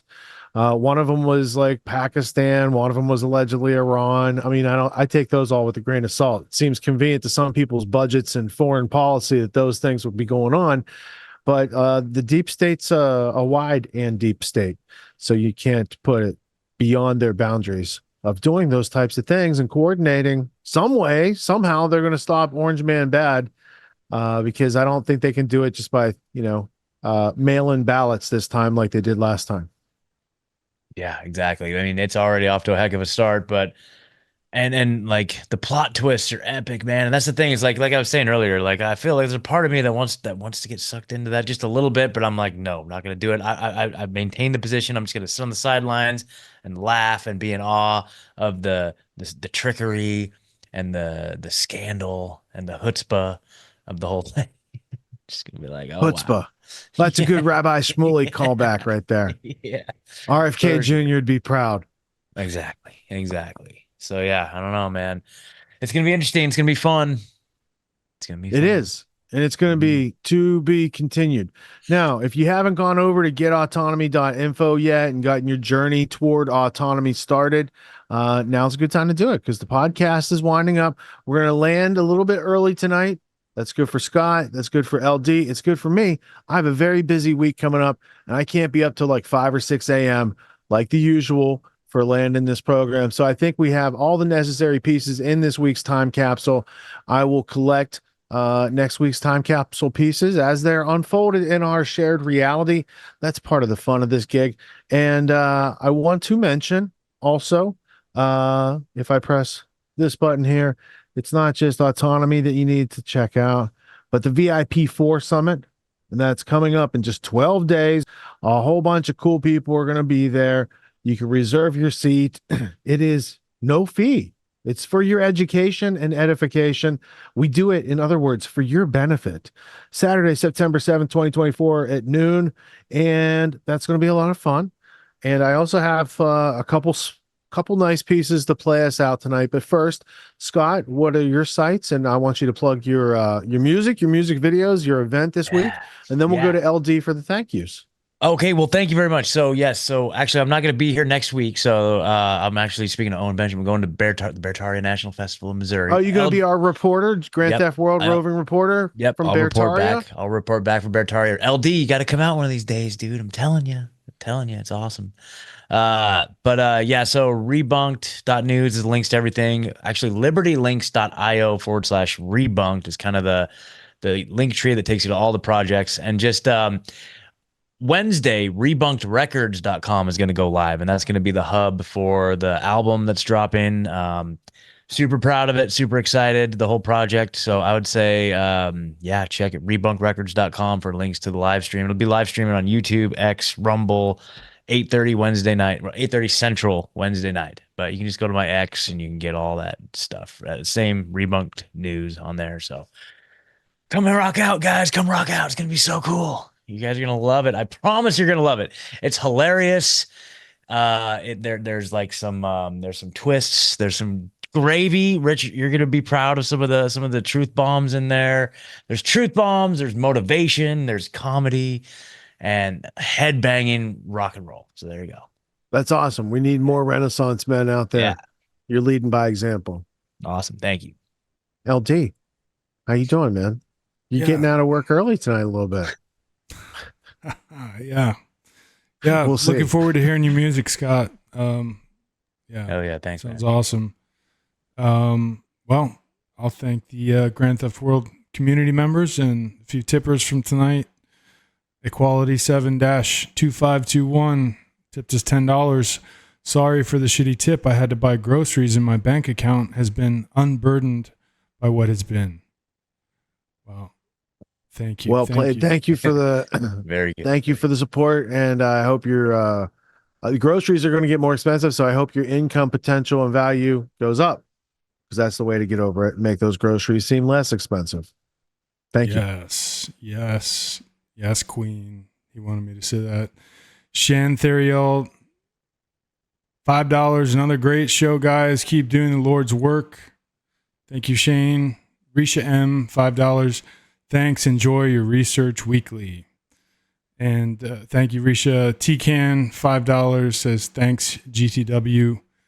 And Brady Stewart, $10. Big ups for the Real Genius clip last week.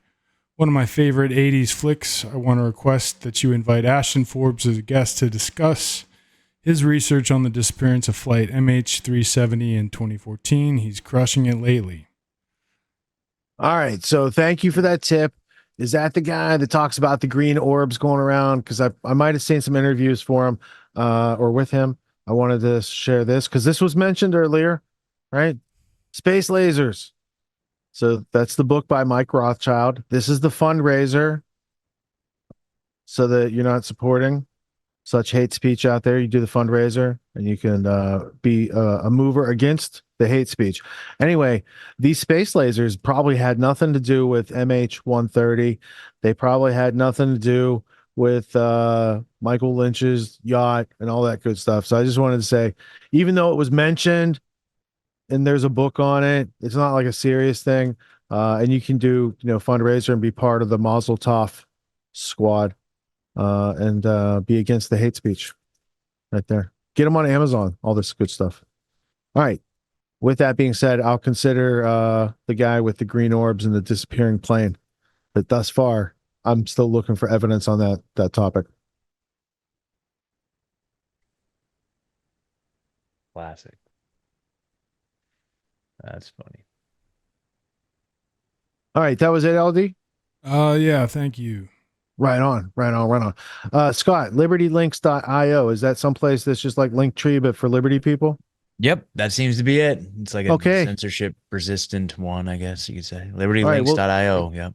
I'm going to go and set up at that place because I also have the Linktree / Richard Grove. If you guys need my content or want to share my content and our content with other people, the Linktree and libertylinks.io, those links are good because people have many choices when they go there. They have a better chance of making a connection, and it's actually a smart way to share contact information these days. So I'm going to check this out and up my game as well. And if you made it to the end of this episode, you're up in your game as well, and you're going to enjoy what we have here. So I'd like to thank you. Here at the end, I'd like to thank you guys all for tuning in and not dropping out. Here's a double feature of J.P. Sears and a new song by Tom McDonald to play us out. Peace. See what they do in the next week. Dude, did you know people with the vax still get COVID? I thought that's why they got the shot, so they wouldn't get it. Yeah, apparently the Russia collusion isn't real. So Kamala hasn't exactly been democratically elected to be the candidate. Seems like people should be able to vote for who their presidential candidate is.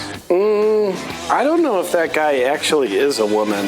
Yeah, honestly, that roof didn't seem that sloped. Now, I certainly don't believe everything the guy says, but Alex Jones told the world what Epstein was up to 20 years ago. How come nobody did anything? So if by 2030 we owned nothing, would we really be happy? Seems kind of weird. Yeah, there's a lot of censorship going on, but did you know throughout history only the bad guys did censorship? Wait, Hunter's laptop wasn't real? Do you know why only Trump supporters put up American flags? Yeah, so let me get this right. A month ago, Kamala was so unlikable that they couldn't run her, and now they're telling us she's beloved by all? Like, who? Exactly. This is so weird. How come all these different news stations are saying the exact same thing? It's almost like someone gave them the same script. The media relentlessly bashing him, they impeached him, they raid him, they arrest him, they convict him, they try to imprison him, then they try to assassinate him. And I know this will sound crazy, but it's almost like they're politically persecuting Trump.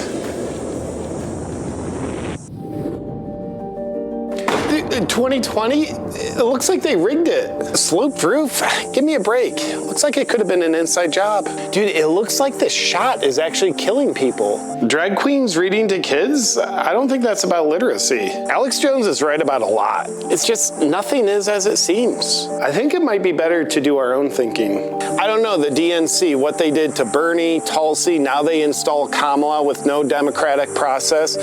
What if they're just installing puppets to serve the agenda of their puppet masters? I think they did a coup on Biden. Alex Jones is right about a lot. So the guy that put tampons in all the boys' restrooms is saying Trump is weird? I think there's a lot of communist subversion happening here. I don't know, it's like the deep state is running everything. Obama's been running everything. They're trying to kill masculinity. They want us all weak. Dude, have you read 1984? Well, you don't have to because we're living it. I need to get more supplies. The thing is literally a death shot, mark of the beast. It's so obvious. They're trying to depopulate the earth so the human population is easier to enslave so they can have complete totalitarian control. They're trying to do this now. Who's they?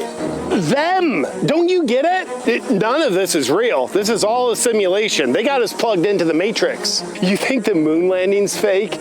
Bro, the moon is fake. Look into it. It's illegal for them to collect taxes, so don't pay your taxes. Yeah, Epstein was a CIA asset. Educate yourself. I don't watch Alex Jones. I study Alex Jones. I'm pretty sure Jesus and QAnon are the same person. How exactly could the earth be round? Just think about it. Taylor Swift and the central banks. Look into it. Oh, how could someone not know about Big Mike? Ugh. Bro, did you know about all this? Yeah, I've known it for years. How come you didn't tell me? I did, but you just called me a crazy conspiracy theorist and started rage screaming at me. Oh. Well, I probably shouldn't have done that.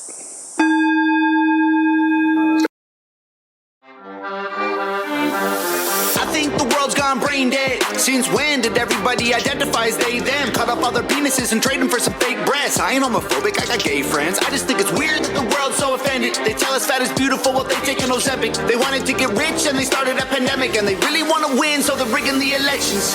Everybody's offended by everything every second. And anytime that I mention that men can never get pregnant, I get aggressively threatened by kids with 17 genders who think a word is a weapon and want to teach me a lesson. And it's crazy, P. Diddy diddling rappers and hitting women on camera. Conviction ain't gonna happen, hit the evidence. Instead of putting him in the slammer cause he's too rich to be canceled, we try to fill a prison cell with the president. Born in Canada, moved to the USA, where you're probably a racist if you're not gay. All of my blacks, all of my whites, if you on the left, if you on the right, if you got a weenie and or the genie, they, them, he, she, everybody needs me. All of my straights, all of my gays, all of my guys who swing both ways. If you got a weenie, tatas and peepees, they, them, he, she, everybody needs me. One the doctor, tell him save me mad. Me to see one rapper, he a chi-chi man. I think the world's gone mad. Do black lives still matter, or is trans the new black? Every time I rap, I got them crapping their pants. They having cardiac arrest like they all had the jab. It's weird, take a look at your history. You're yelling free Palestine. Look what happened when you freed Britney. Your children ain't gay, they've been watching too much Disney. Eminem fans praying Shady will diss me. Everybody's so triggered that I just keep getting bigger. They want a Morgan Wall in me, like Tom McDonald said. I just wanna know about which rich celebrities kiss kids. The Epstein list is hid from existence. I don't wanna be nobody other than me. I wanna choke the woke until they struggle to breathe. Hollywood is a joke and I'm exposing the creeps. Like Ellen Page ain't a man if she's squatting a pee. Born in Canada, moved to the USA, where you're probably a racist if you're not gay. All of my blacks, all of my whites. If you on the left, if you on the right, if you got a weenie and or the genie, they, them, he, she. Everybody needs me. All of my straights, all of my gays, all of my guys who swing both ways. If you got a weenie, tatas and peepees, they, them, he, she. Everybody needs me. Don't call me a white boy, I identify as black. My pronouns are the ones you didn't use, so now I'm mad. My hunters go hunting while your hunter's smoking crack. I can't say the R word, so y'all are handicapped. All of my blacks, all of my whites. If you on the left, if you on the right, if you got a weenie and or the genie, they, them, he, she. Everybody needs me. All of my straights, all of my gays, all of my guys who swing both ways. If you got a weenie, tatas and peepees, they, them, he, she. Everybody needs me. One the doctor. Tell him save me mad. Me to see one rapper. He a chichi man.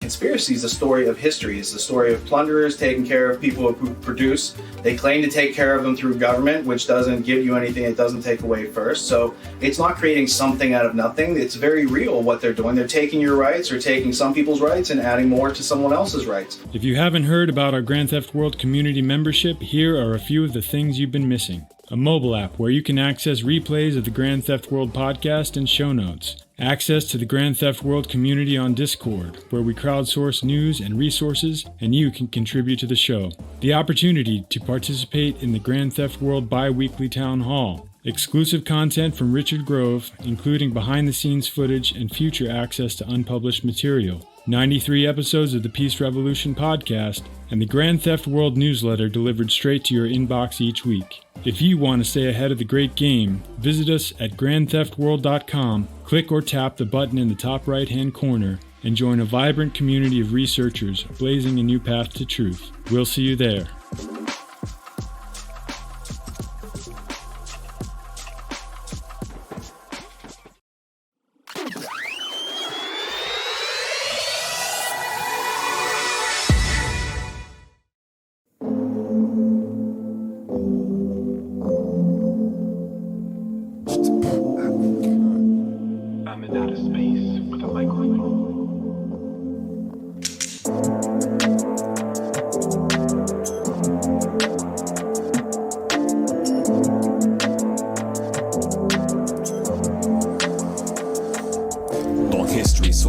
As I unfold the groove, tune in and not drop out. Not to cop out the post beers, remove music. This wealthy cat was moving, stack of cash and sports cruiser, major accent deals mover, promoted fast like homeschoolers. Then noticing one day some bills that went unpaid. Those crumbs they led one way, discovered some unfun game.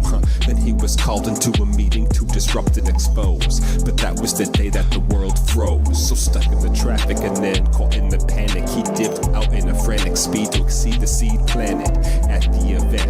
And what would soon come, connecting dots to be revealed in Project Constellation. Big props to Maria, broadcasted, that's where I'd hear and get hooked on the name of Richard Grove. What he's saying is hypnotic. Synchronicity came out like chronic, all in full stride. Compadres around all sides, seeking sources to provide solution.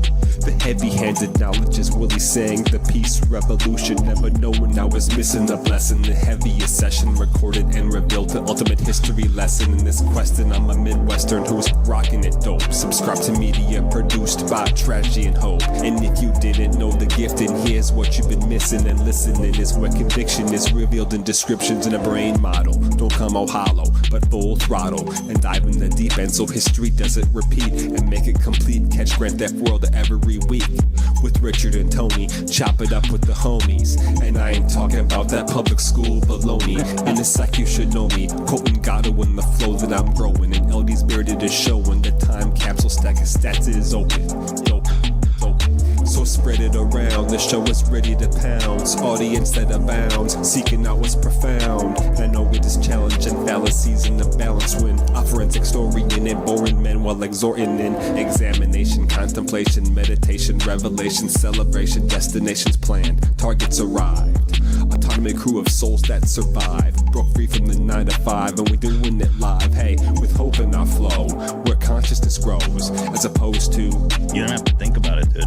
Cause it's a comedy show that be bombing truth, whoa, trying to make uncommon truths be more commonly known. That it's a Grand Theft World that I'm living in. Ain't no reptilian skin, just some normal humans who love to sin. From their banking powers they aim to win, deceive and betray all men, making everyone slaves to them. It's a Grand Theft World that I'm peering at. The sky's like a pyramid. For those tuning in, they be feeling that, revealing that things ain't what they seem, so I'm fighting back and digging jack, obtaining knowledge, wisdom, and artifacts,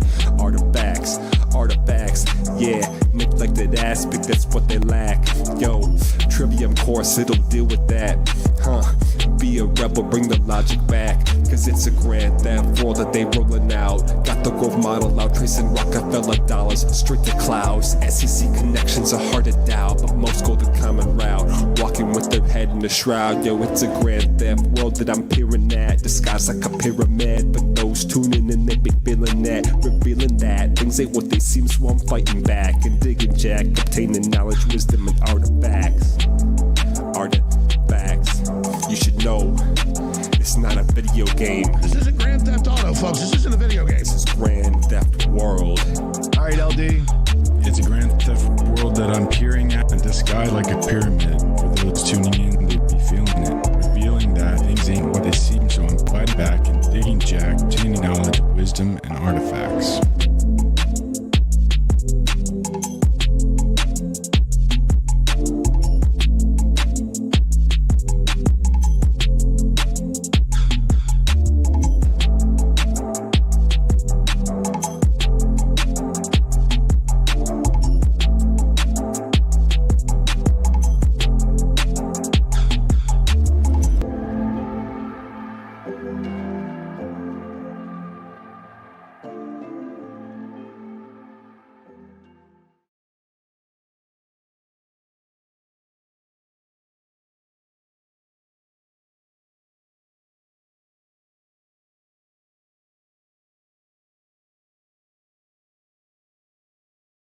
If you need a single location to get cutting-edge information and keep up with the rapidly changing world around us, tune into Grand Theft World, where a forensic historian and a logic professor break down the week's news in depth and in context.